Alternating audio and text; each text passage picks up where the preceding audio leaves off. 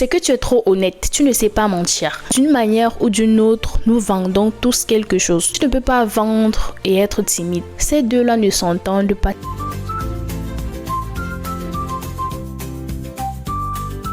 Bienvenue dans cette nouvelle vidéo, moi c'est Bernie, entrepreneur depuis plusieurs années, promotrice de marque, créatrice de contenu et formatrice. Alors dans cette vidéo, je vais te donner deux raisons pour lesquelles tu ne parviens pas à vendre. Tu ne fais pas de vente malgré tes efforts. Alors il faut déjà noter que tous les entrepreneurs sont les commerçants et tous les commerçants sont des vendeurs. Ça veut dire que ce soit des services, que ce soit des biens, des produits ou des formations, d'une manière ou d'une autre, nous vendons tous quelque chose. Regarde bien autour de toi. Le mot vendre ne marche pas avec certains mots tels que la peur et la timidité. Tu ne peux pas vendre et être timide. Ces deux-là ne s'entendent pas, c'est pas possible. Tu as peur de t'exprimer, tu as peur de dire ce que tu penses, tu as peur d'approcher les gens pour parler de ce que tu as. Tu as surtout peur qu'on te dise non, parce que oui, en fait, c'est le rejet là dont on a le plus peur. Tu as peur de proposer un produit et qu'on te dise non, j'en veux pas. On a tous peur du NON. C'est pas que dans le business, même en famille, quand tu approches quelqu'un pour un petit problème, tu as peur que la personne te rejette. Encore plus en business, ça marche pas. Tu dois pouvoir briser cette peur là et avoir le courage à chaque fois de faire ce que tu as à faire. De temps en temps, faut prendre ton téléphone, fais tes petites vidéos, tu postes. Tu es dans ton petit salon, tu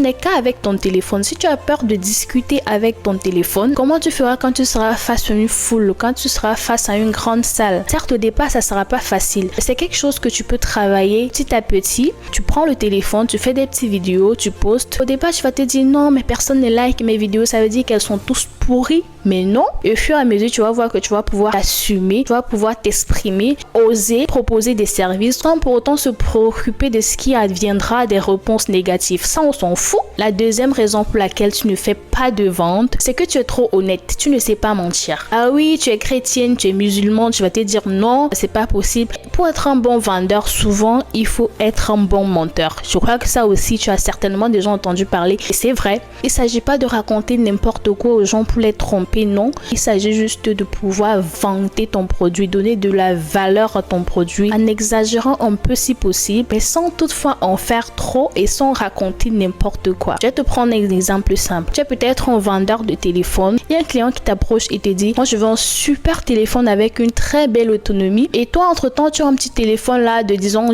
3000 à 4000 mAh par là. Et tu lui dis, bah écoutez, ce téléphone là, il est super. Vous allez pouvoir l'utiliser pendant plusieurs jours sans vous préoccuper de la charge. Le client il prend direct le téléphone, il est rassuré. En réalité, l'autonomie d'un téléphone dépend de l'intensité d'utilisation, on est d'accord. Donc je pense que le thème même à utiliser ici, c'est pas du mensonge, mais c'est un peu de l'exagération, c'est tout. Donc tu as compris que pour être un bon vendeur, tu dois travailler ta peur, ta timidité et souvent pouvoir exagérer s'il le faut. On se dit à très bientôt pour une nouvelle vidéo.